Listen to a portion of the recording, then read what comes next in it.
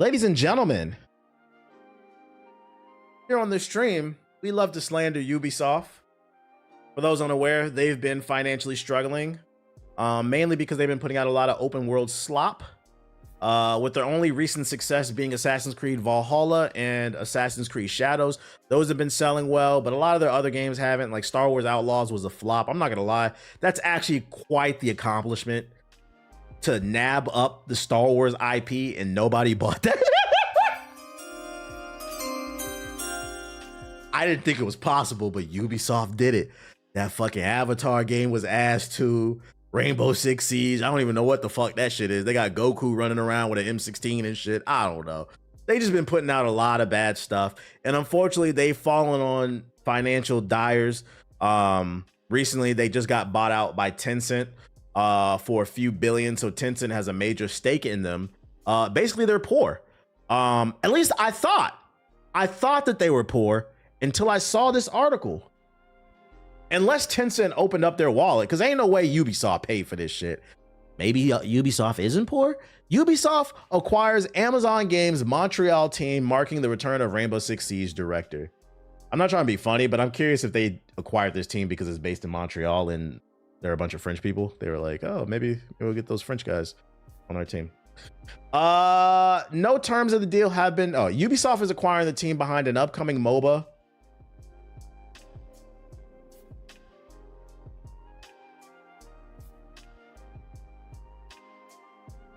I was ready to give Ubisoft a W, but I was like, oh, maybe they're not poor. You guys bought a studio that's making a MOBA from Amazon. The publisher, the company that has not... Friendly reminder, Amazon's put out like 5 games. None of them have been good. Shout out to Amazon. I'm gonna go ahead and call it. Shout out to Amazon. They just finessed Ubisoft. They sold you some shit I guarantee you they didn't want. They sold you a studio that's working on a MOBA, and it started off as a joke, but I'm starting to believe they probably only bought this shit because they're based in Montreal. Guys, I don't know if you know Ubisoft, but MOBAs haven't been in style for like 10 years. The only one that's still going is League of Legends. But anyway, let's keep reading. It's announced which will see the original creative director of Rainbow Six Siege return to the publisher 6 years after he left. Oh, maybe that's why. So it's like a friendship thing. No terms of the deal have been disclosed, but the move will see Ubisoft obtain the rights of the upcoming MOBA game, March of Giants. I've never heard of this, which began closed alpha testing on PC earlier this year. Has anybody heard of this? Has anybody played it in the chat? And its entire development team will join the company. As part of the agreement, Amazon will provide Ubisoft with marketing support for March of Giants on Twitch. Y'all never heard of this? You're gonna hear it. Because the one thing we know that's a part of the agreement of when this game launches, Amazon will give them money to advertise it. So expect it to have a media blitz sometime in 2026, probably. March of Giants creative director is... This name is awful, by the way. Guys, you want to hop on some March of Giants? No. Creative... I can't stress enough how important branding and names are. That's why I said, like, yo, Naughty Dog, Intergalactic Heretic Prophecy. Just call it the Heretic Prophecy. That name is too fucking long. This is a terrible name. March of the Giants. Creative director is Xavier Marquise, who led development on Tom Clancy's Rainbow Six Siege. The game's production leader is Alexandra Pizarro, is another former Ubisoft leader, having served as MD of its Toronto studio. This is the trailer for the game. We'll check it out in a second. This dropped 3 months ago. I never saw this. In a statement, Ubisoft CEO Yves Guillemot welcomed Marquise and old dude back to the company and said that their return would be proven expertise in the building globally successful competitive and live games to Ubisoft. That's right. I do remember an article saying Ubisoft wants more live service games like Rainbow Six Siege. Makes sense why they bought this, actually. Shout out to Ambu with the sub. According to the press release, their team will become part of a future creative house, which are the new divisions Ubisoft is organizing its teams within.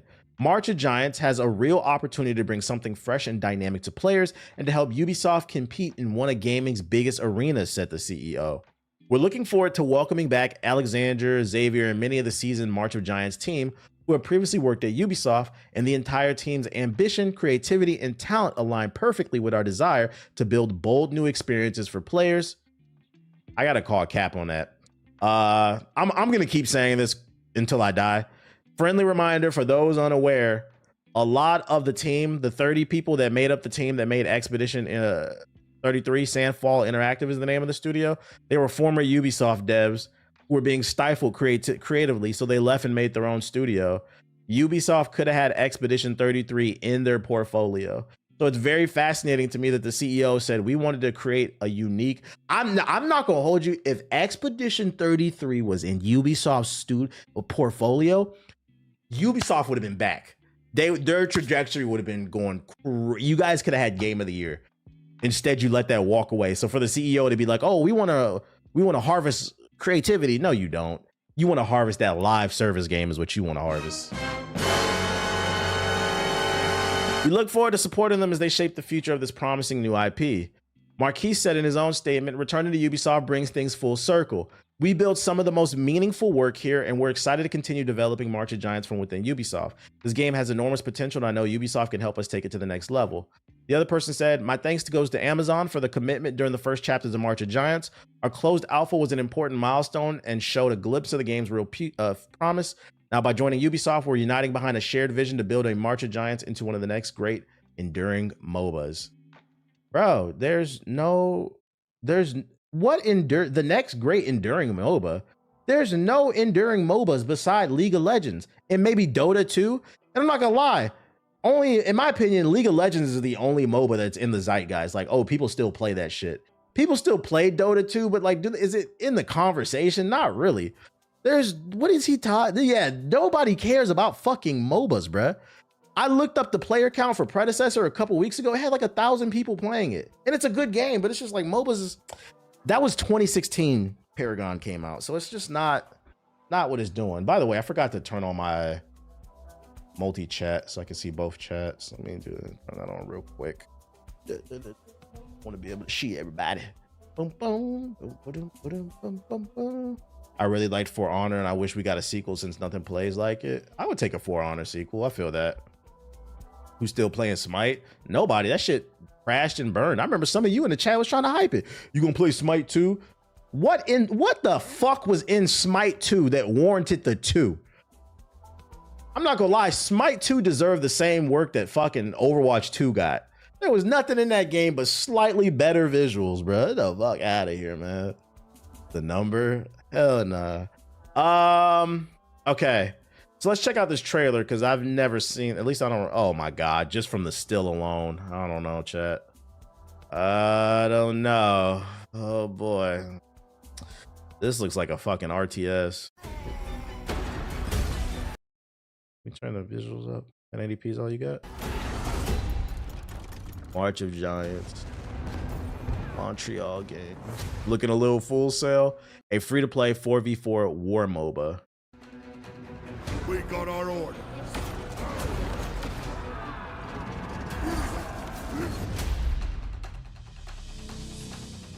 Remember why we fight.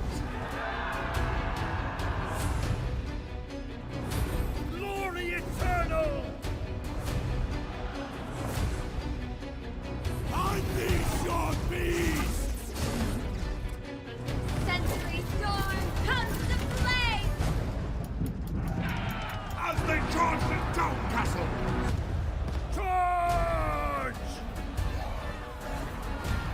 Looks like giants can be killed.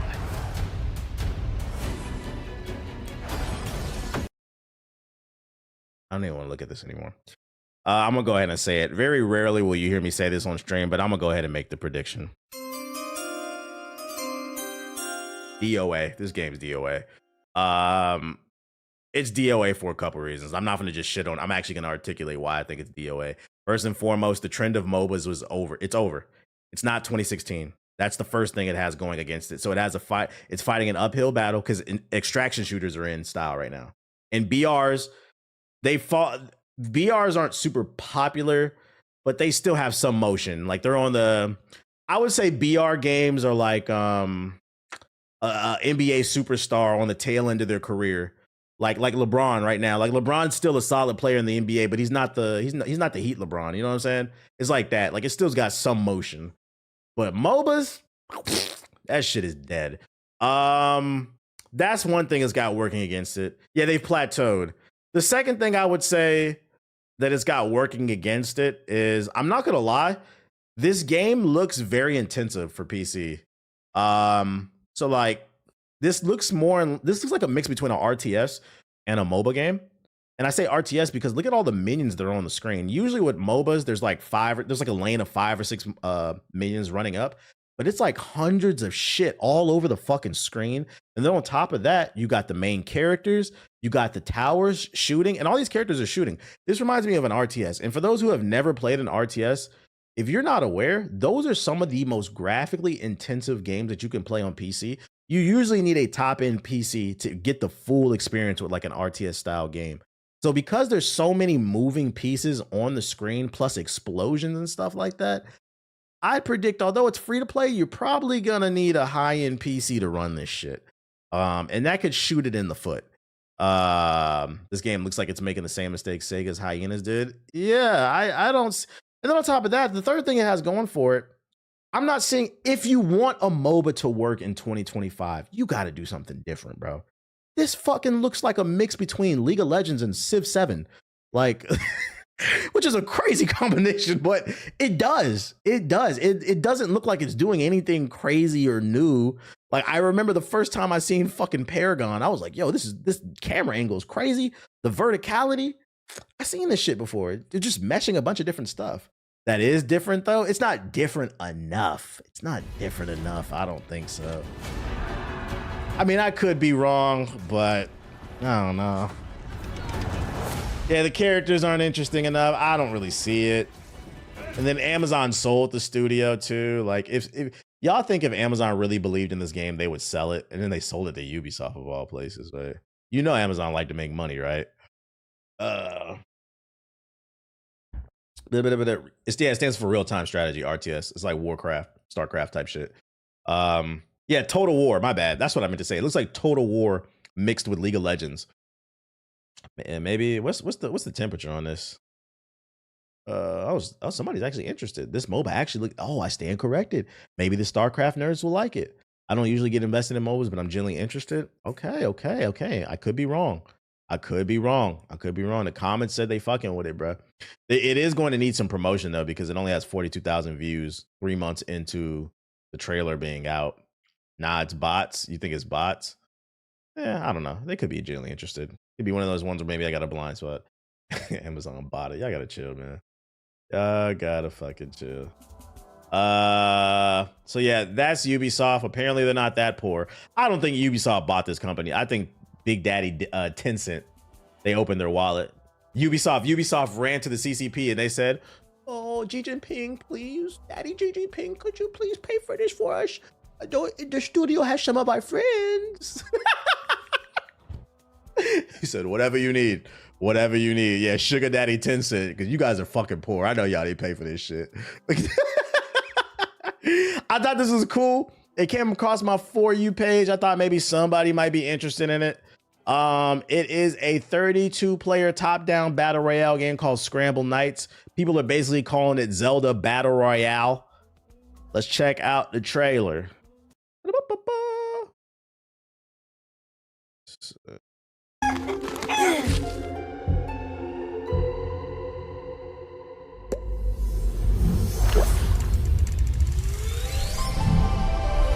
No, not Wind Waker. It's more like a Link to the Past.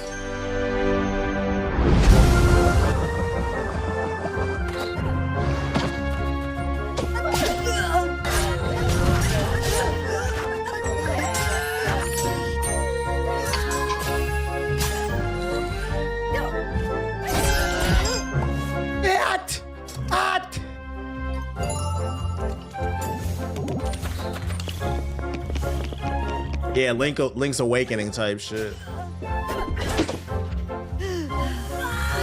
My question for this game would be like the depth in the combat. Like, what's the depth? Like, if it's just basic hot swings, I feel like this could be fun for a little bit, but it could get old pretty quickly if there's not enough depth to the combat. Who's the target audience? Somebody in the chat just said they play it. Yeah, it's basically Zelda BR.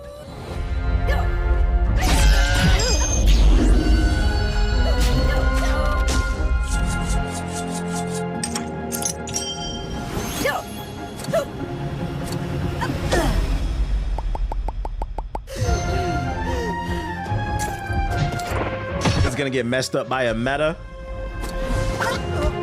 Like every multiplayer game.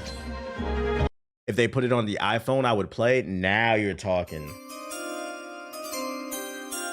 Yeah, hey, devs, if y'all ever see this, I think that's a good idea.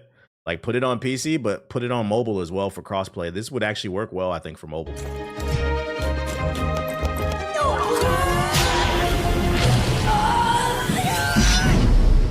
Scramble Knights Royale.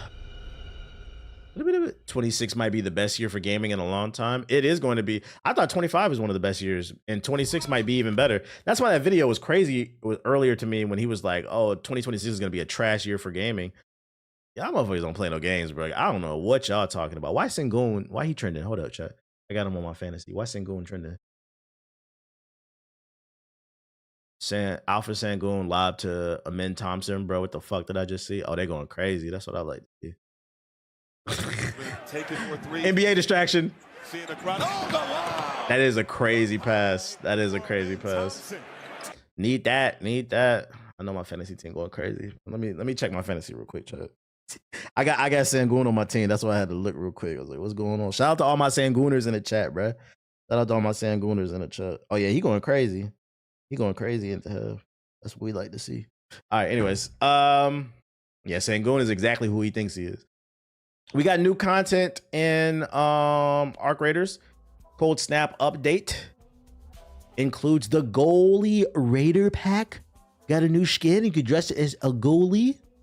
You got the snowfall map conditions, one of the biggest additions, and perhaps the reason this update is dubbed the Cold Snap.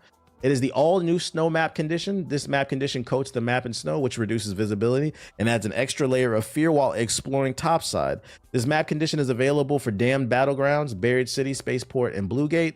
Those engaged with it are all but certain to find themselves pushed to the limit and forced to reconsider how they approach nearly every encounter. That's because in addition to the reduced visibility, players will have to contend with other raiders tracking their footsteps through the snow. That's actually pretty cool. And concerning a new mechanic that you might have not expected, frostbite. Your nipples can freeze off. The marathon video is good. Yeah, we're gonna go over it. I got that one saved too. So yeah, they added snow map for those interested. Frostbite and sheltering. Yeah, you read that right. Frostbite is nipping your toes in Arc Raiders. Anytime you dive into a snowfall map condition, this mechanic causes your health to slowly drain when exposed to the elements for too long, forcing you to find shelter indoors. This could potentially push you and other raiders who are also seeking safety, meaning a shootout is imminent, so they're trying to force fights, and one team chooses not to be friendly. If you want to survive these dreadful conditions, you have to play smart, bring more heals than ever, and keep your friends close so that you don't end up separated and slaughtered. Yo, shout out to I with the sub, appreciate it. You know what's funny? I predict people are either going to love or hate this mechanic, because the one thing that I see a lot of people say about Arc Raiders is it feels like Escape for Tarkov, but more casual. It's for people who have a job, a 9 to 5. In my opinion, this is a pretty hardcore mechanic that they're introducing into the game. So I'm curious to see how the more casual extraction shooter fans will feel now that they're introducing more hardcore mechanics.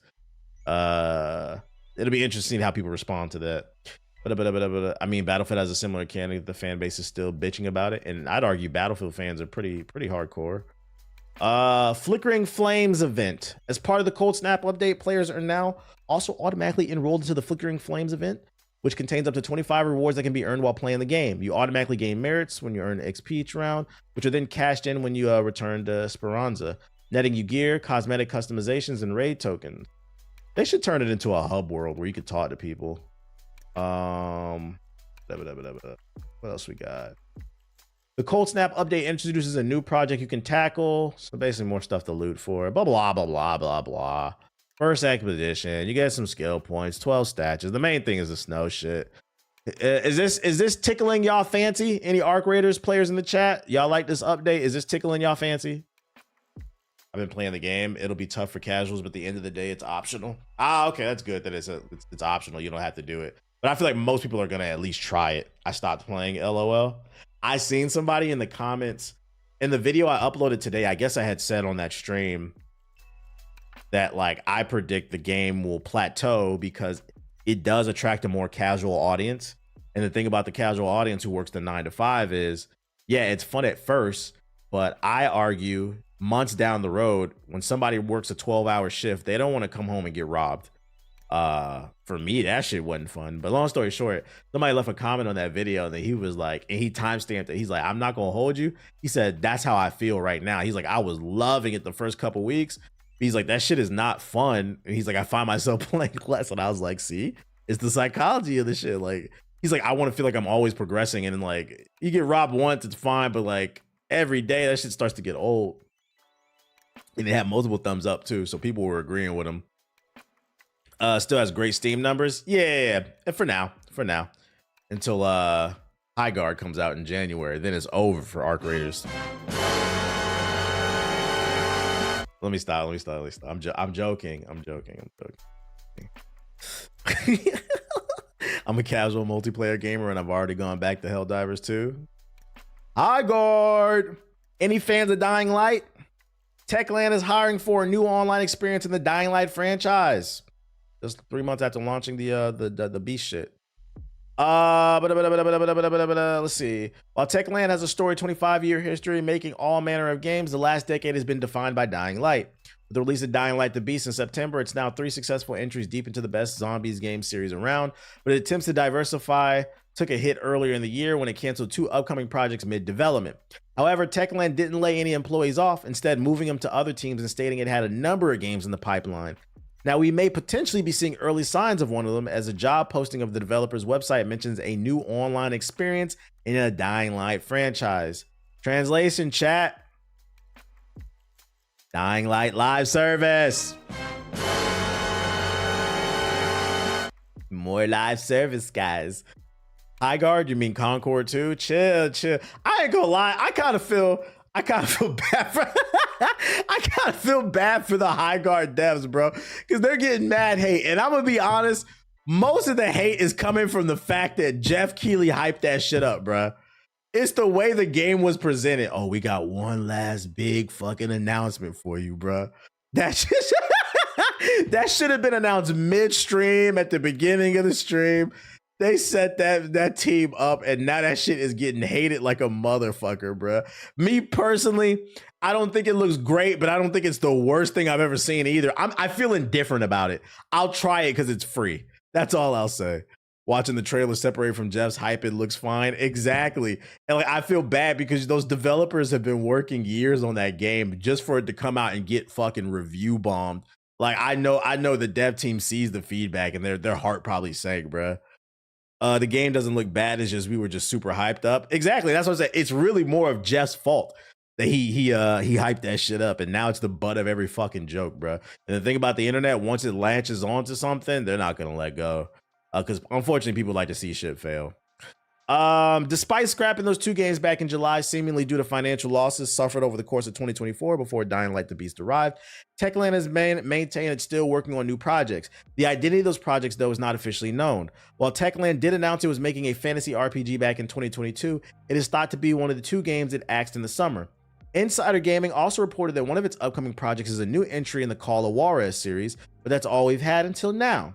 Among the dozens of vacancies currently at Techland's website's career page, PC Games In has spotted an opening for a lead online game designer.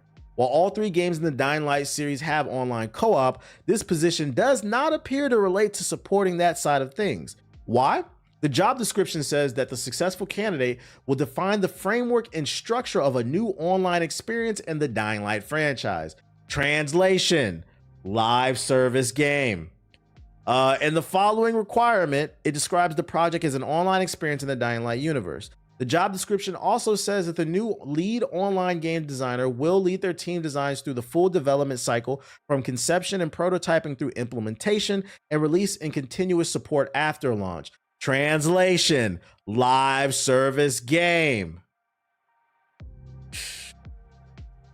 So I gotta ask the Dying Light fans, and I mean, this is a job listing, so this is something they're gonna do. Will the game ever come out? There's no guarantee. Games get canceled all the time, but at bare minimum, it's on the whiteboard of ideas. They want to do a live service game. The question is, you the fans, do you want a Dying Light live service game? Because I don't know what the gameplay loop would be for that. I don't want to play a game personally where I have to defend the computer against zombies. Live service zombie game, like, and then a bunch of kooky ass skins and shit. The only live service game I want to see is more from Night Rain. I feel that. Fuck no, they bugging. Dying Light has a big community, so they will make money. At bare minimum, I hope it's free to play. Make killing zombies satisfying and parkour fun. I'd play. I'll tell you this much: if anybody from the dev team sees this, if you do take the route of an online world, like a constant online world, please put proximity chat in it. Please put proximity chat. Did you get access to the black budget yet? Nah, I didn't. That's what I would say. But at bare minimum, no, they are working on it. So don't be surprised in a couple years if they announce some type of live service Dying Light game. How many live service games have to fail before we get out of this cycle? Live service is the gaming industry's version of gambling, because I think they all think they're the one person who's gonna show up to the what's the shit called, to the casino, and they think they're gonna hit. They think they're gonna hit, which is unfortunate. Fallout Season 2 is now coming sooner than later. Prime Video's Fallout TV series will no longer release its second season on December 17th, but it hasn't been delayed. The streamer announced the Season 2 will now premiere on Tuesday, December 16th, aka tomorrow, because today is the 15th. Season 2 will now premiere on December 16th at 6 p.m. PST, 9 p.m. EST. There's your info. It drops tomorrow. You know we on that. I have not watched the marathon gameplay, but I know it's coming. We're gonna get to it. I mean, I have it saved. I watched one of your videos from like 5 years ago on Raycon headphones. Do you still stand by them? I don't use them anymore, but like, if you're asking me, did I like them? Yeah, they were actually legit good. If you're on a budget, they were fine. I worked out for like 2 years with those things. I did legit like them. The safest bet you can do in the gaming industry is ironically to take a risk. Real shit. The dumbest thing and I think that goes back to High Guard. High Guard failed because of two reasons. Well, the trailer's debut. Jeff hyped it up, and then I think people just have a fatigue of hero shooters. So people kind of just rolled their eyes. Oh man, another Overwatch clone. So I feel like these studios got to be a little bit more in tune with what the people want. Which takes some getting going back and forth with your community.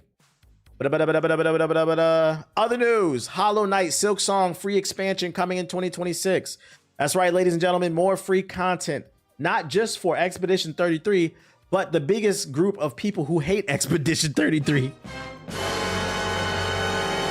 Maybe this new free expansion will get them off the internet, because they're not going to try any other game but Silksong. A new DLC expansion for Hollow Knight Silksong called Sea of Sorrow is officially in the works. Furthermore, it will be free and releasing sometime in 2026. That's literally it. Teaser.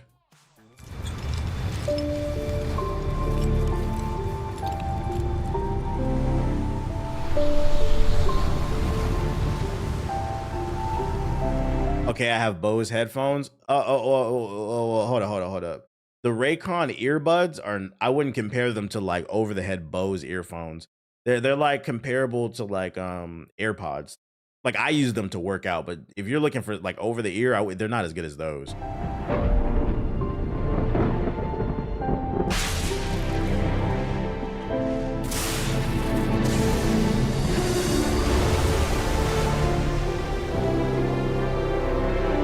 What up, Jamerson?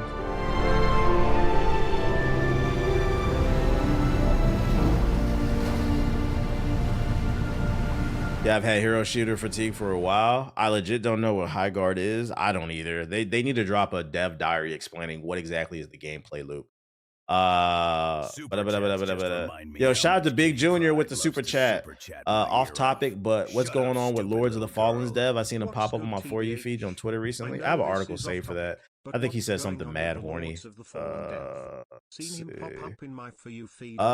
then shout out to Hollow Knight for selling 7 million copies alongside millions more playing on the Game Pass. So I'd imagine at least probably 10 million have touched it. 7 million sold, but at least probably 10 million touched it because of the Game Pass. Shout out to them, man. Shout out to Silksong. I know y'all busy. Riding for y'all game on social media, shitting all over Expedition 33. But you guys have something to be proud of. You're getting free content. You sold lots of copies. You guys have a good game. Don't let an award show keep you from having fun, because at the end of the day, that's what this gaming shit is about. Fucking relax. And then last but not least, Invincible is borrowing a page, unfortunately, out of the comic book industry. They are releasing multiple covers for their game. So as you can see, when the game comes out, you will be able to buy different types of covers. I would imagine some of these covers might be rare and they might sell for a lot. You said this is cool. That's how they get you, though. That's how they get you. For those unaware, when a comic book comes out, they usually have like at least 3 to 4 different covers, and sometimes they be having like 10 plus, bro. So they're gonna have the A cover, B, C, and some are probably gonna be more rare than others. Yo, shout out to Nate with the sub. Appreciate you. I got my first PC. I'm no longer a PS5. Shout out to you getting your first PC. Big fan. Just started streaming. Only doing what I do as far as gaming. Wait, only doing what I want to do as far as gaming, as far as genres. Any tips? I don't know. I don't know your content, so I don't have any. I can't give like a general study the market. That's what I'll say. That's like a general tip. Pay attention to formulas that are working for people, whether how people title things, but the way they edit. Same with the 2K covers. True. Never stop studying the market. I know I don't. Anyone notice that Game Pass for the last several years has had several award nominated and winning games? They don't want to talk about that part though. I think that's what makes it sad that Xbox is in such a bad position, because you can't say they're not releasing good games. For some reason, they're just having a hard time pushing. It's almost like the everywhere thing that they chose to do, putting the Game Pass everywhere, has come back to bite them in the foot. They're having hardware sales issues, but like the software is good. And to say otherwise, I feel like you're being disingenuous and you don't really play games like that. So like, no, that's facts. Game Pass fans are eating Expedition 33, Silksong, Doom, South of Midnight. Some of my favorite games that I played this year were on the Game Pass.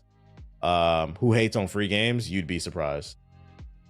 I saw a TikTok last night. They're so mad at the Silksong fans are so mad at Expedition 33. Somebody was posting early assets of Expedition 33 and saying they were reusing Unreal Engine 5 assets and calling it reused asset slop or some shit like that. I'm like, this is getting corny. This is getting Ninja Gaiden 4 is on Game Pass. I'm like, this shit is getting fucking corny. What the fuck is wrong with y'all?